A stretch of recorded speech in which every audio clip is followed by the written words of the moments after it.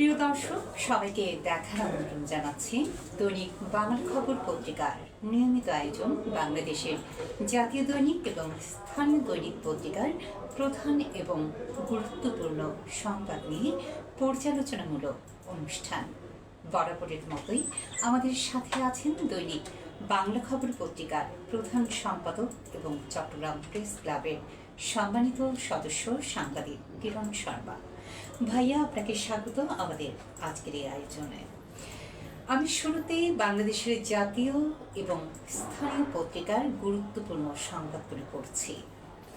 প্রথমেই আছে জাতীয় দৈনিক প্রথম আলো। তারা যে গুরুত্বপূর্ণ সংবাদটি করেছে, হামসহ 10 রোগের টিকার সংকট, ভূমধ্য সাগরে অনাহারে 20 বাংলাদেশের মৃত্যুর সংখ্যা।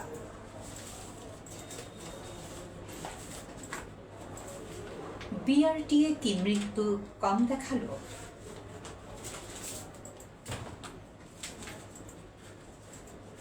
স্থানীয় পত্রিকা দৈনিক পূর্বকোণ, চট্টগ্রামেও হামের প্রকোপ, 10 দিনে 5 শিশুর মৃত্যু। অগ্রাধিকার ভিত্তিতে শুরু হবে কালুরঘাট সেতুর নির্মাণ কাজ। দুর্বল থাকায় অন্তর্বর্তী সরকার মব নিয়ন্ত্রণে সফল হয়নি স্বরাষ্ট্রমন্ত্রী।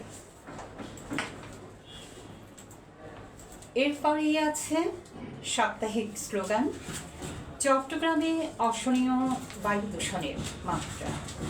এই ছিল আমাদের জাতীয় এবং স্থানীয় দৈনিক পত্রিকার প্রধান এবং গুরুত্বপূর্ণ সংবাদ। আমি এবার চলে যাচ্ছি মূল আলোচনায়। ভাইয়া, শুরুতেই আমরা যে বিষয়টি নিয়ে আলোচনা করতে চাই, এটি অত্যন্ত দুঃখজনক ঘটনাও বটে। হামসহ 10 রোগের টিকার সংকট, সেই সাথে চট্টগ্রামেও কিন্তু হামে আক্রান্ত শিশুর সংখ্যা বাড়ছে। আসলে এটা কি অসচেতনতা নাকি কর্তৃপক্ষের আসলে গাফিলতি, কোনটা? ধন্যবাদ। আমরা বিভিন্ন গণমাধ্যমের কাছ থেকে এবং সরকারি দেওয়া তথ্য অনুযায়ী আমরা জানতে পারলাম এর মধ্যে হাম সহ অন্যান্য যে সকল টিকা বা ভ্যাকসিন যেগুলো দেওয়া হয় শিশুদের, এই ভ্যাকসিনগুলো একেবারে শূন্যের কোঠায়। তো এটা অত্যন্ত দুঃখের বিষয়। আমাদের স্বাস্থ্য মন্ত্রণালয়ের লক্ষ্যমাত্রা ছিল 2025 সালের মধ্যে এই টিকা বা এই 6টি রোগের শূন্যের কোঠায় নামিয়ে আনা। কিন্তু দুর্ভাগ্য হলো সত্য, এই যে সরকার বিগত বিশেষ করে অন্তর্বর্তী সরকারের যারা এই স্বাস্থ্য উপদেষ্টা দায়িত্বে যিনি ছিলেন, আমরা দেখি যে বিভিন্ন পর্যায়ে তারা অর্থ বরাদ্দ দিয়েছে। এই যে 18টা মাস তারা দায়িত্বে ছিলেন, তারা এই বিষয়টিকে মোটেই লক্ষ্য করেননি। আজকে স্বাস্থ্যমন্ত্রী যখন রাজশাহী মেডিকেল কলেজে গেলেন, সেখানে তিনি দেখতে পেলেন যে 53 জন শিশু গত 3 মাসে মারা গেছে। তো এইটা দেখে উনি বিস্ময়ের সাথে এমন কথা বললেন, সেটা হচ্ছে যে সিভিল সার্জনকে ফাঁসি দেওয়া উচিত। তাহলে আমরা সিভিল সার্জনের উপরই দায়িত্বটা মন্ত্রী এটা ক্ষোভের সাথে বলেছেন। তো সমস্যাটা কোন জায়গায়? আমাদের সমস্যাটা হচ্ছে যে এই যে ভ্যাকসিনগুলো নেই, এই ভ্যাকসিনগুলোর জন্য আমাদের একটা প্রতিষেধক হিসেবে 9 বছর থেকে 15 বছরের মধ্যে শিশুদেরকে এই টিকাগুলি দেওয়ার কথা, দুবার দেওয়ার কথা। এই 2বার এই টিকাগুলো দিলে এই হাম থেকে মুক্তি পাবে। কিন্তু এরই মধ্যে দেশের প্রায় জেলাগুলোতেই আমরা এই হামের প্রকোপ, এই শিশুদেরকে ভর্তি হওয়ার কথা দেখেছি। চট্টগ্রামে নয়, শুধু সারা বাংলাদেশে আমরা বিভিন্ন তথ্যে দেখলাম যে রাজশাহী, চট্টগ্রাম, ঢাকা, খুলনা, নোয়াখালী, কুষ্টিয়া বরগুনা বিভিন্ন জেলায় মানে জেলাভিত্তিক আক্রান্ত এবং মৃত্যু। মানে প্রাদুর্ভাব অনেকটাই বাড়ছে। এখন এটা যদি এই প্রতিষেধকটা আমরা এরই মধ্যে ব্যবস্থা গ্রহণ করতে না পারি, তাহলে আমাদের এটা কিন্তু পরবর্তী পর্যায়ে নিয়ন্ত্রণের বাইরে চলে যাবে। নিয়ন্ত্রণের বাইরে চলে যাবে। তো আশা সঞ্চার হয়েছে এরই মধ্যে বর্তমান সরকার ক্ষমতাসীন হওয়ার পর স্বাস্থ্য মন্ত্রণালয় এই রোগের জন্য হামের জন্য নড়ে চড়ে বসেছে। তারা সরকারের স্বাস্থ্য মন্ত্রণালয় এরই মধ্যে জরুরি বৈঠকে বসেছে এবং জরুরি বৈঠকে বসে 604 কোটি টাকা এই ব্যাপারে বরাদ্দ দিয়েছে। আশা করা যাচ্ছে যে আগামী এপ্রিল মাসের মধ্যে যে টিকার চালান আমাদের দেশে এসে পৌঁছাবে এবং আগামী জুনের শেষ দিকে অথবা জুলাইয়ের প্রথম দিকে এই টিকা কার্যক্রম শুরু করতে পারবে। তো স্বাস্থ্য মন্ত্রণালয়ের সূত্রে এটাও আমরা জানতে পেরেছি যে এই টিকা দেওয়ার জন্য এপ্রিলের শেষের দিকে কিংবা এপ্রিলের মধ্যভাগ থেকে যারা স্বাস্থ্যকর্মী এই টিকা দেবেন তাদেরকে এই ট্রেনিংয়ের ব্যবস্থা করা হবে। এই ট্রেনিংয়ের মধ্যে দিয়ে কারণ এই টিকাগুলো কীভাবে দিতে হবে, কারণ এক এক সময় এক এক ধরনের টিকা আসে। হামের টিকা আসবেন, এই সময় আগে হামের টিকা দিয়েছেন হাম, ধনুষ্টঙ্কার, ডিপথেরিয়া সহ যে 6টি রোগ, ইপিআই কার্যক্রমের যে 6টি ভ্যাকসিন দেওয়া হতো, এটা কোর্স প্রত্যেকটা একটার পর একটা দেওয়া হতো। কিন্তু এই গত কয়েক বছর বিশেষ করে 2000 সালের পরের থেকে টিকা আমদানিটা আমরা যে তথ্য দেওয়া সেই টিকা আমদানির বিষয়টা সরকার বিষয়টি সেভাবে করে না। বিশেষ করে করোনা যখন মহামারী আকারে ধারণ করে তারপরে থেকে করোনার দিকেই গুরুত্ব দেওয়া হয়েছে, এই টিকাগুলো সেভাবে আনা হয়নি। সেইগুলো টিকাগুলো দেওয়ার জন্য প্রয়োজনীয় ব্যবস্থা গ্রহণ করা হয়নি। আমরা আগেও দেখেছি স্বাস্থ্য খাতে দুর্নীতি এবং সেই সাথে এই খবরটি যে হামে আক্রান্ত শিশুর সংখ্যা বাড়ছে। আসলে 2026 সালে এসেও এটি আতঙ্কিত হওয়ার মতো একটি বিষয়ই বটে। আমরা চাইব কর্তৃপক্ষ সুনজরে দেবেন এবং আমরা চাই না আর কোনো শিশু হাম আক্রান্ত হোক এবং তারা যেন সঠিক সময়ে সঠিক টিকাটি তারা পান, সেটাই আমরা চাইব। ভূমধ্য সাগরে অনাহারে 20 বাংলাদেশের মৃত্যুর সংখ্যা আমরা দেখি প্রতি বছর যে এই যে মানুষ উন্নত জীবন যাপনের মতো অবৈধভাবে যে বিদেশে যাওয়ার সময় যে তারা মৃত্যুবরণ করেন অর্ধাহারে অনাহারে, কখনো বা সমুদ্র পথে তারা, এই ঘটনাটি সেই সাথে দালালরাও কিন্তু যুক্ত থাকেন। এই যে মানব পাচার, এই ঘটনাটি আজকে নতুন নয়। এই ঘটনাটা এই যে আমাদের দেশের যে যুবকরা মানে উন্নত জীবনযাপন কিংবা পরিবারের মুখে হাসি ফোটানোর জন্য জীবনের মানে জীবন বাজি রেখে তারা এই বিদেশে পাড়ি জমান। সেখানে দেখা যায় যে বেশিরভাগই দালালদের খপ্পরে পড়ে, মানব পাচারকারীদের খপ্পরে পড়ে লক্ষ লক্ষ টাকা খুইয়েছেন এবং এই মানব পাচারকারীদের খপ্পরে পড়ে অনেকে নির্যাতিত হয়েছেন, এমনকি জীবনও দিয়েছেন। তো আমরা এই নির্যাতনের চিত্র বিভিন্ন গণমাধ্যমে, বিশেষ করে সামাজিক যোগাযোগের মাধ্যমে আমরা জানতে পারি যে কিছু কিছু অঞ্চলের যারা দীর্ঘদিন যাবৎ মধ্যপ্রাচ্য সহ যে থাইল্যান্ড, ইন্দোনেশিয়া, মালয়েশিয়া, এমনকি ইউরোপের কিছু কিছু দেশে যারা এই মানব পাচারের সাথে যারা সম্পৃক্ত, তারা বিভিন্নভাবে ওই পরিবারগুলোর উপর একটা টোপ দেন যে সহজেই তারা নিতে পারে। অনেক সময় তারা কিন্তু বিভিন্ন প্রলোভন দেখান, অপহরণের শিকার হন এবং উল্টো পরিবারের কাছে এরকম ঘটনা তো অহরহ ঘটে চলেছে। হ্যাঁ, এই যে অপহরণের মতো ঘটনাটা এই সুযোগটা নিয়ে থাকেন। যেমন আমরা এর আগে দেখেছি যে এই একজন সে পরম মানে করুণ নির্যাতনের শিকার হয়েছেন এই দক্ষিণ আফ্রিকা যাওয়ার জন্য। সে এখানে দালালের খপ্পরে পড়ে সেখানে সুদানে কিছুদিন তাকে আটকিয়ে রাখা হয়েছে। সুদান জলদস্যু যারা আছে তারা আটকিয়ে রেখেছে এবং সেখানে আটকিয়ে রেখে তার কাছে মুক্তিপণ 50 লক্ষ থেকে 70 লক্ষ টাকা পর্যন্ত দাবি করেছেন। পরবর্তী জানি না তার জীবনের কী ঘটনা ঘটেছে, এটা কিন্তু পরবর্তীতে আমাদের পক্ষে আর জানা সম্ভব হয়নি। তো এটাই সত্য যে আমাদের দেশে যে মানব পাচারকারীরা এই যে সম্প্রতি যে ঘটনাটি ঘটেছে, যে ভূমধ্যসাগর পাড়ি দিতে যে এখানে ইংল্যান্ড, ফিনল্যান্ড থেকে শুরু করে ইউরোপের দেশগুলিতে যারা যান, ইটালি, হ্যাঁ, এই ওখানে দেখে যে ছোট ছোট বোটে করে এই লোকগুলো পাড়ি জমান। তো সেখানে দেখা যায় যে তারা যদিও তার গায়ে জ্যাকেট বয়া থাকে, এত বড় একটা সাগরের মধ্যে জ্যাকেট বয়া কতক্ষণ তাকে বাঁচিয়ে রাখবে। আর উত্তাল ঢেউয়ের মধ্যে ছোট বোটের মধ্যে দেখা যায় যে 50 জন 100 জন, অত ধারণ ক্ষমতা নাই 20 জন। ওর একটা বোটে 20 জনের ধারণ ক্ষমতা নেই, কিন্তু অথচ দেখা যায় সেই জায়গায় 100 জন 150 জন নিয়ে পাড়ি জমান।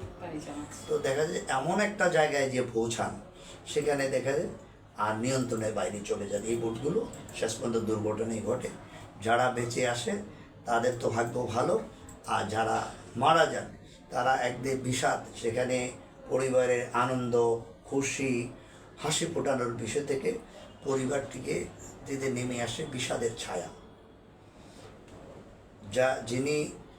যার সন্তান এই বিদেশে এইভাবে বাড়ি জমানো হবে, তারা এখন বুঝতে পারেন যে তার সন্তানকে আমরা মৃত্যুর মুখে ঠেলে দিয়েছি। তারা কান্না করেন, সেই কান্না শুধু কান্নাই হিসেবে থেকে যাচ্ছে, কিন্তু হাসি হিসেবে আর কখনোই তাদের পরিবারের জীবনে নেমে আসবে না এবং তাদেরকে ফিরে পাওয়া সম্ভব না। আমাদের সরকারের পররাষ্ট্র প্রতিমন্ত্রী এই বিষয়টি নিয়ে বলেছেন যে তাদেরকে তারা কোন এলাকার সব চিহ্নিত করার সহযোগিতা করার। আমরা দেখেছি যে মাদারীপুর, বিশেষ করে সুনামগঞ্জের বেশ কয়েকজন লোক রয়েছে এই ভূমধ্যসাগরে এই বোটডুবের মধ্যে। তো এটা দেখা যায় একটা পরিসংখ্যানে দেখা যায় 20 জন বাংলাদেশি, কিন্তু আরও অনেক রয়েছে অন্যান্য দেশের। তো এটা চিহ্নিত হওয়ার পর আর আমরা এই যে কত কষ্ট করে তারা এই সমস্ত দেশে যাওয়ার পরে সেখানে দেখা যায় সেখানে পৌঁছে আবার কর্মহীন হয়ে, কাজ না পেয়ে সেখানে আইন প্রয়োগকারী সংস্থা তাদের বিরুদ্ধে পদক্ষেপ গ্রহণ করার পরে, বিশেষ করে আমরা দেখি যে আমেরিকাতে সম্প্রতি তারা গ্রেপ্তার হয়েছে। আমাদের 10 জনকে চিহ্নিত, 10 থেকে 12 জনকে চিহ্নিত করে যে তারা বিভিন্ন অপরাধে আমেরিকার সে বিভিন্ন রাজ্যে তারা বিভিন্ন অপরাধমূলক কর্মকাণ্ডে সম্পৃক্ত, তাদেরকে আবার বাংলাদেশ চিহ্নিত করে তাদেরকে এর মধ্যে গ্রেপ্তার করেছে এবং বাংলাদেশে পাঠানোর জন্য প্রক্রিয়াধীন রয়েছে খুব সম্ভব।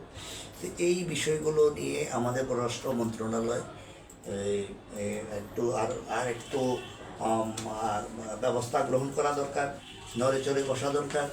এবং এই যে যারা যাচ্ছে বা যেই মানব পাচারকারীরা এই ধরনের অপরাধমূলক কর্মকাণ্ড মানুষের জীবনকে ঝুঁকির মুখে ঠেলে দিচ্ছে, তাদের ব্যাপারে একটু পদক্ষেপ নেওয়া দরকার।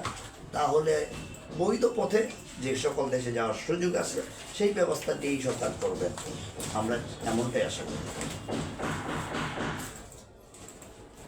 বিআরটিএতে মৃত্যু কম দেখালো। সম্প্রতি আমরা দেখেছি যে ফেরি দুর্ঘটনা, ঈদ এবং ঈদ পরবর্তী যে দুর্ঘটনা, বিশেষ করে বাস, ট্রেন এবং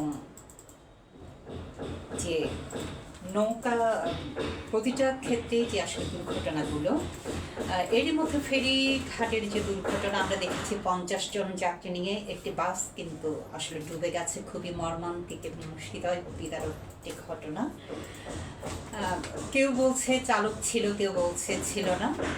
আসলে সবকিছু মিলিয়ে এই বিষয়টা নিয়ে একটু জানতে চাই, আসলে মানুষের নিরাপত্তা কোথায়। এই যে এক দুর্ঘটনা আমরা লক্ষ্য করছি, প্রতি বছর ঈদের সময়ে এই দুর্ঘটনাগুলি ঘটে থাকে খুব বেশি। এর কারণ হিসেবে আমরা গতকালকে যাত্রী কল্যাণ সংস্থার একটা পরিসংখ্যান দেখেছি যে সেখানে 3 শতাধিক দুর্ঘটনা ঘটে, লঞ্চ, সড়ক থেকে শুরু করে ট্রেন, ট্রেন। এই সব দুর্ঘটনাগুলোর মধ্যে দেখা যায় যে প্রায় 5 শতাধিক লোকের মৃত্যুর ঘটনা ঘটেছে, অনেকে আহত হয়েছে।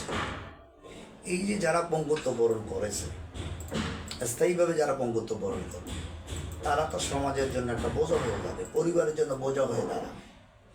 তাহলে কেন দুর্ঘটনা ঘটে? প্রতি বছরই আমরা লক্ষ্য করি যে এই ঈদের সময়ে যে লক্কর বিশেষ করে ফিটনেস বিহীন যে সমস্ত যানবাহন সেগুলো দুর্ঘটনা ঘটে।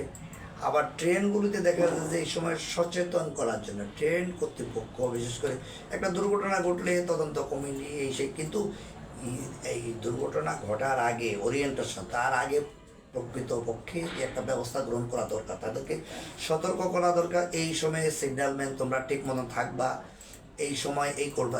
যে বছর আমরা দেখি একটু সচেতন থাকা হয় সেই বছর এই দুর্ঘটনাগুলি বেশি একটা ঘটে না। কারণটা হচ্ছে যে সচেতনতার জন্য আমরা সচেতন নই। যেমন আমরা লক্ষ্য করি যে এই যেই কথাটি বলছিলেন যে এই ফেরিঘাটে, আরিচা ফেরিঘাটে, যে সেখানে ফেরিতে বাস ওঠার সময় মানে উঠতে গিয়ে ব্রেক ফেল করে বা স্পিডে শেষ মাথায় যে এই ক্ষেত্রে কিন্তু একটি বিষয় যে ডুবে গেল, যাত্রী কিন্তু নামিয়ে দেওয়ার কথা থাকলেও কিন্তু নামানো হয় না। এই ক্ষেত্রে কি যাত্রীটা কি মানে অসচেতন কিনা? এটা দুটো কারণে হবে। কারণ এখানে আমরা লক্ষ্য করি যে আমাদেরকে সবসময় যাত্রীদেরকে সচেতন করার জন্য এখানে বাস চালক যারা আছে বা বাসের যে হেল্পার আছে, ড্রাইভার আছে, তারা এই ফেরিতে ওঠার সময় যাত্রীদেরকে নামিয়ে নিতে পারেন। আর আরেকটাই বিষয় আমরা লক্ষ্য করেছি যে ফেরির যে সামনে, ফেরিটা ওঠার সময় একটা প্রোটেকশন থাকে, যে শেষ মাথায় একটা শিকল থাকে কিংবা সেখানে প্লেট, উঁচু প্লেট থাকে, যে বাসটা ওঠার পরে বা ট্রাকটা ওঠার পরে শেষ মাথায় যে আছে একটু অন্তত ধাক্কা খাওয়ার বা আটকে থাকার মতো। আমরা সেই বিষয়টিও লক্ষ্য করলাম না যে সেখানে নাই, এই বিষয়টি রাখাই হলো না। তা আমরা এই কারণে আমরা দেখি যে এই যে প্রায় জায়গায়, আমি এই যে ঈদের আগে দিয়ে কয়েকটা জায়গায় ভ্রমণ করতে যেয়ে আমরা দেখলাম যে সেখানে সেই একই ঘটনাগুলি ঘটলো, যে আমরা দেখি না সামনে এই নিরাপত্তার জন্য ওই বিষয়টা নাই। যে এবং সচেতন করার মতো যে আসলে পর্যাপ্ত পরিমাণ জনবল যে দরকার, সেই জনবলটুকু কিন্তু ছিল না। জনবল আসলে এই যে একটা ফেরিতে যেই পরিমাণ জনবল এটা থাকে, আমরা দেখি প্রতি বছরই এই সময় রাখা হয়, কিন্তু যারা যেই সকল জনবল রয়েছে তারা সঠিক কাজটি করেন না। তারা যদি এই কাজটা করেন যে সামনে দিয়ে প্রোডাকশন হিসেবে থাকা দরকার, অথবা দেখা গেল যে এই যে গাড়িগুলো ওঠার সময় আমরা দেখা যায় ওঠার সময় তো শেষ মাথায় যেয়ে পড়ে গেছে, আমরা অনেক সময় দেখি যে ওঠার আগেও পড়ে গেছে। এই আরিচাতে তো এই দুর্ঘটনাটি আজকে নয় বা কিংবা অন্যান্য এর আগেও ঘটেছে, আবার উঠার আগেও পড়ে গেছে। তো এলে একটা তাড়াহুড়ো না করে একটা ওই জায়গাটাকে ঠিক মতন বসানো, মানে ফেরির সাথে ফেরিটা জেটির সাথে ঠিক মতন বসিয়ে ঠিক মতন বেঁধে তারপরে আমাদের ওই যাত্রী পরিবহন গাড়িগুলো কিংবা ট্রাকগুলো বা অন্যান্য যানবাহনগুলো তোলার ব্যবস্থা করা হয়। কিন্তু আমরা সেই বিষয়টা সেটা লক্ষ্য করি না। আমরা লক্ষ্য করি যে এখানে এই সমস্যাটা যে ওই যেই জায়গায় সচেতন, ড্রাইভাররা সচেতন, ওখানে ওঠার সময় যাত্রীদেরকে নামিয়ে দিতে পারেন। সেই যাত্রী অসচেতনতার মতো কাজগুলো এখন দুর্ঘটনার পর যাত্রীরা নিজে থেকে নেমে যায়, অনেক ক্ষেত্রে যাত্রীরাও নামতে চায় না। দুর্ঘটনা ঘটার পরে দেখা যায় যত ধরনের পদক্ষেপ। আর শুধু এই বাস দুর্ঘটনা নয়, যে ট্রেনে যে সিগন্যালটা না দেওয়ার কারণে যে কয়েকজন লোক নিমেষেই মারা গেল এবং কয়েকটা ওই কম্পার্টমেন্ট বাইরে চলে গেল। বগুড়ায় উত্তরবঙ্গে যে ট্রেন যাওয়ার সময় লাইনচ্যুত হলো, 9টা বগি লাইনচ্যুত হলো এই ঈদের সময়। তো এই ঈদের সময় এই প্রস্তুতিগুলো ঈদের আগের থেকেই, যে আগে পরীক্ষামূলক যে ট্রেনগুলো যখন চলবে এই প্রত্যেকটা লাইনগুলো দেখবে চেক করা আসলে এই সময় যেহেতু চাপটা বেশি পরেও যেন কোথাও যেন আমরা আসলে নিজ উদ্যোগে সচেতন হচ্ছি না, এখন বিষয়টা এমন। ওই সময় তদন্ত কমিটি হবে, কিন্তু আমার র্যান্ডম মন্ত্রী, সংশ্লিষ্ট দপ্তরের যারা রেলের সাথে যারা সংশ্লিষ্ট রয়েছেন, ডিজি রয়েছেন, জিএম রয়েছেন, তারপরে তারা নিচে আরও বেশ কয়েকজন যারা অনেক কর্মকর্তা রয়েছেন, পরিদর্শক আছে, প্রত্যেকেই তো এগুলো দেখা দায়বদ্ধতা রয়েছে। প্রকৌশলীরা রয়েছেন যে আমার লাইনটা ঠিক আছে কিনা, এগুলো প্রায় চেক করা উচিত, যে কোনো সময় চেক করা উচিত। এই এগুলো আমাদের তদারকি না থাকা এবং এগুলো চেক না করা আমাদের দুর্ঘটনার অন্যতম কারণ। তো আমরা আশা করি যে সরকার এই ব্যাপারে একটু কঠোর ব্যবস্থা নেবেন। এই যারা আছেন এই পানিশমেন্ট হলো আমরা দেখি যে বদলি করা, হ্যাঁ, চাকরিচ্যুত করা, এইটা কিন্তু কিংবা দেখা যাচ্ছে সাসপেন্ড করা, এগুলো পানিশমেন্টের মধ্যে এটা হলো, কিন্তু দেখা গেলো যে ওই যে পরিবারগুলো এই দুর্ঘটনার কারণে ক্ষতিগ্রস্ত হলো, সেই ক্ষতিগ্রস্ত পরিবারগুলো জন্য তো আমাদের সেইভাবে পদক্ষেপ আশানুরূপ আমরা পদক্ষেপ দেখি না। কাজে আমরা মনে করি যে দুর্ঘটনা ঘটার আগেই এই বিভিন্ন পর্বগুলো আসার আগেই প্রয়োজনীয় পদক্ষেপ গ্রহণ করা দরকার। আমরা আশা করব কর্তৃপক্ষ সচেতন হবেন এবং সেই সাথে সচেতন হবেন যাত্রীরা। আমরা চলে এসেছি অনুষ্ঠানের শেষ প্রান্তে, শেষ যে সংবাদটি আমরা আলোচনা করতে চাই।